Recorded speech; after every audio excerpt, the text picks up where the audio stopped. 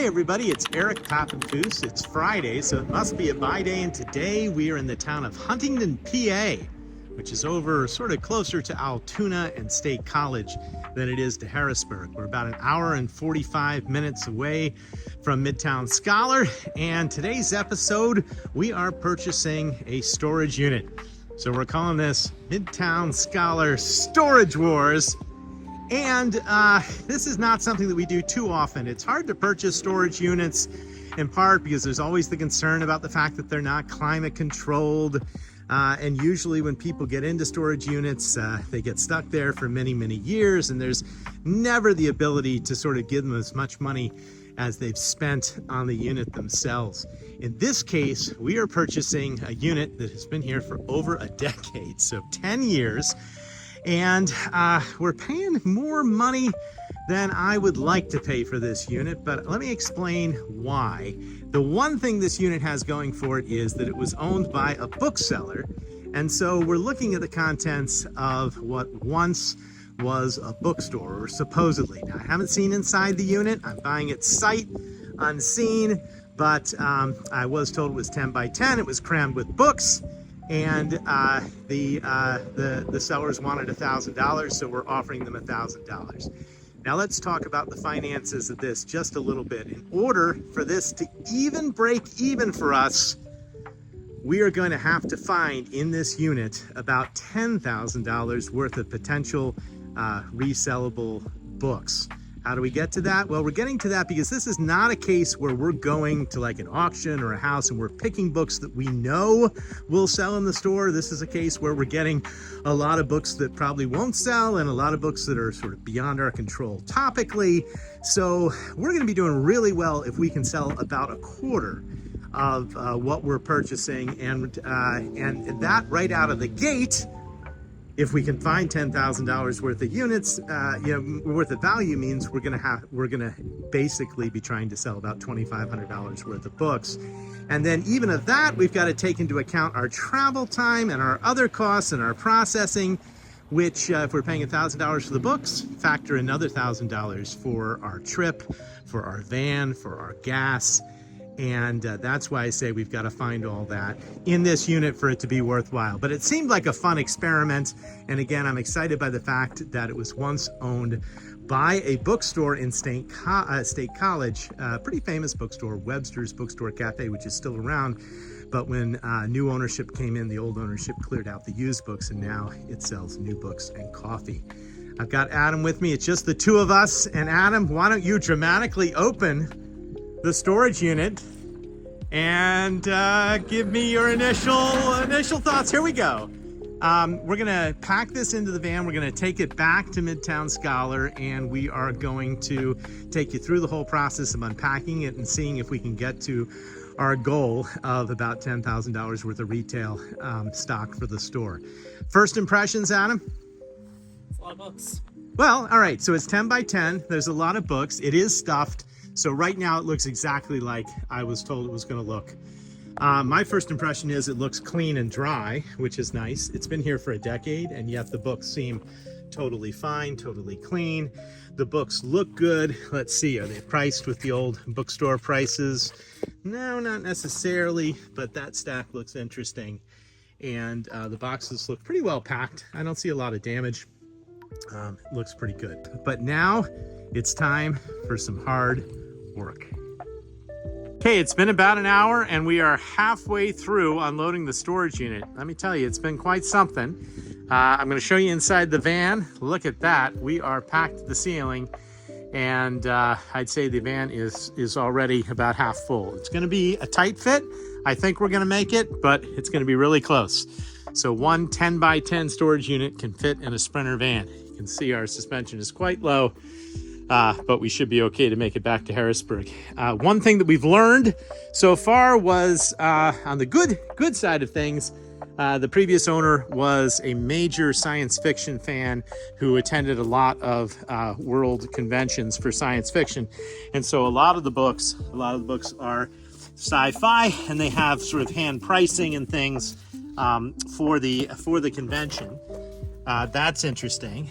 This box says online listed. That's always something you want to find if you're looking through things. So lots of interesting things. There's a whole bunch of magazines that are marked pulps. These look interesting as well. Lots of sort of science fiction stories and whatnot. Those look really good. And there's the occasional scholarly book. Look, we found the plays, poems, and miscellaneous writings of the second Duke of Buckingham. Well, that's exciting. A couple really old books, not very many. There's Butler's Geography. And the occasional, those are magazines, but the occasional very scholarly collection. Let me see if I can get you there. These are more pulps here, which are really interesting looking. Those look like they're going to be fun.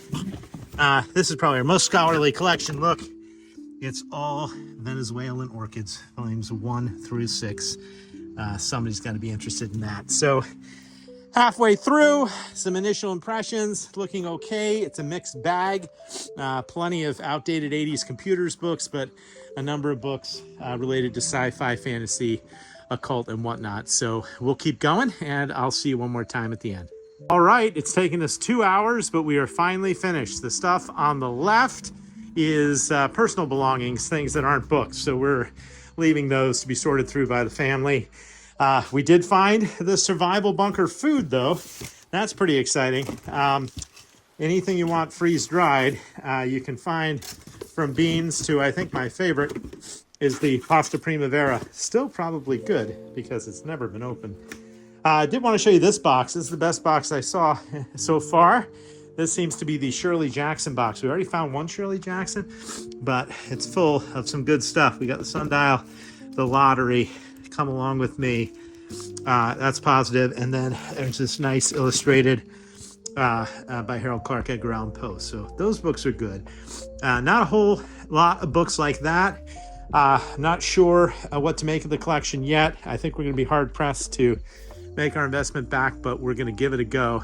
It's going to be a lot of work. As you can see, the van is pretty much entirely full, and we are ready to head back to the sort room in Harrisburg. After, of course, getting some food at the local establishment here in Huntingdon, PA, which, by the way, was laid out back in the 18th century by by-day veteran William Smith of Philadelphia, who you might remember was the patron of Benjamin West and a friend of Benjamin Franklin. See you back in Harrisburg. Hey everybody, we're back in Harrisburg at our new warehouse sort room, and I have now made it through all the books that we purchased at the storage unit. It was a lot of work, took me an entire week, so we are now 1 week since the first video. And I'm pleased to report that I pulled out of all the miscellaneous boxes about 60 boxes of stuff that I think is resellable in the store. You figure 60 boxes, maybe 25 books per box, maybe an average retail of $7. And suddenly we have in fact hit our $10,000 retail goal. To give you a sense of the proportions, that is it. That's how much I have taken out of the entire storage unit for the store, whereas all the rest here that you see, all the rest of these boxes are all going to our tent sale. So it seems like it's a good moment to remind you that on October 15th for the Harrisburg Book Festival, we're going to be having a huge tent sale, 20,000 books. All of these books that we just can't fit in the store will be there for $1 or $2, and you can come and you can shop the storage unit. You can shop our Virginia books, all the mini books. So I would say that what we ended up taking was maybe 1 out of every 5 or 6 books. So there's that many books again that are going to go into the tent sale. I promised you a few highlights. So our 60 boxes include the sci-fi mass markets, and they turned out to be really pretty good. As you can see, is a lot of great stuff. Everything from Philip Dick to Arthur C. Clarke. That was an interesting one. And then a whole bunch of pulps and early magazines. Thrilling wonder, astounding science fiction, some of them priced, some of them sort of noting This one has Asimov and Heinlein. You know, it's a pretty neat thing. If you're wondering what I took for the shop, I just took stuff that I thought would be good for our customers, famous authors, you know, Joseph Campbell, some signed novels, sci-fi and whatnot. It's not that great, and that's why we'll be lucky to sell, you know, 20% of that, and that's how you get to breaking even on our $1,000 investment. There were some highlights. I wanted to share those with you. We'll start with the sci-fi. I told you there was good sci-fi, and there's some really good sci-fi. So we have some signed slipcase sci-fi, which is great. We have some unusual sci-fi presses, you know, like Scream Press and Underwood and all sorts of interesting presses. We also had some interesting scholarly books. You know, Walter Benjamin is always good, and we've got some really interesting, like very interesting things like books on Buddhist chant and symbolism that are quite rare. My favorite books are the ones that I found the most interesting and probably the most valuable were actually the drug culture books. You know, how can you beat the use of LSD in psychotherapy and alcoholism, or LSD, marijuana, yoga, and hypnosis? Let's put all that together. These are pretty good. The Sacred Mushroom and the Cross, that's a great one. The Shaman and the Jaguar, a study of narcotic drugs. Well, those are pretty neat. When you add those to the witchcraft books, it's pretty nice. These, I would say, are all sort of $50, $75, $100 books that are on the table, and they're really, really good ones. Wasn't much old, did not find much at all. You know, some World War II things. I thought this was sort of cool. It's the War Department, is how you recognize a Japanese Zero or whatnot. And then finally, I thought really interesting were all of the board games and game manuals, many of which date to the PC era, but some of which are even pre that. They're board games, and they're all sort of sci-fi fantasy. I put up a Lovecraft game already on eBay, and it's already got a bid at $99. So I think the games are going to do well. Who knew that was a game, by the way? That might be the weirdest card game ever, but that's what we did in the old days, apparently. And let's end with a funny book, shall we? Yes, we shall. I found two. You decide which. You can vote in the comments which one you like better.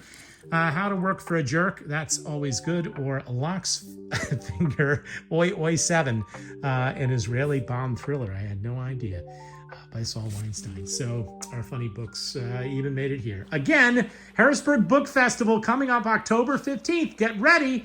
All the rest of the books that I didn't take, all of these books for just $1, $2, or $3, depending on the format and the size. It'll be fun. We'll have our 10 sale advertised on Book Sale Finder. Thanks for watching. Thanks for a behind the scenes look at our sort of larger warehouse sort room. And I'll see you next Friday and every Friday at noon for more adventures in the world of books.